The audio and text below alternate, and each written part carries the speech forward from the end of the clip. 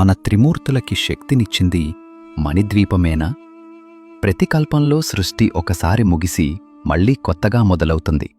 ఈ కొత్త కల్పాన్ని ముందుకు నడిపించడానికి త్రిమూర్తులకి మళ్లీ శక్తి అవసరమైంది. అప్పుడే ఒక దివ్య విమానం వారిని తీసుకెళ్లి మణిద్వీపం చేరుస్తుంది.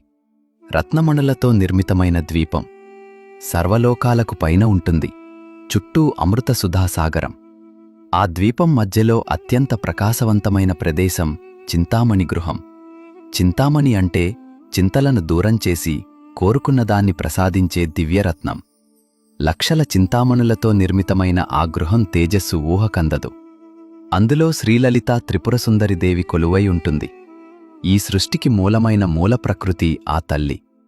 త్రిమూర్తులు ఆమెను దర్శించిన క్షణంలో ఆ తల్లి కాలిగోళ్లలో అనంతకోటి బ్రహ్మాండాలు ప్రతిబింబించడం చూసి తాము చేస్తున్న సృష్టి స్థితి లయలు ఆమె సంకల్పంలో ఒక భాగమే అని గ్రహిస్తారు.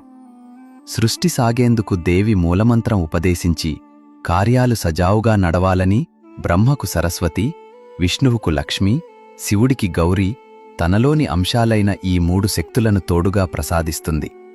ఆ అనుగ్రహంతో త్రిమూర్తులు తిరిగివచ్చి సృష్టి స్థితి లయలను ప్రారంభిస్తారు అని దేవీ భాగవతం చెబుతుంది.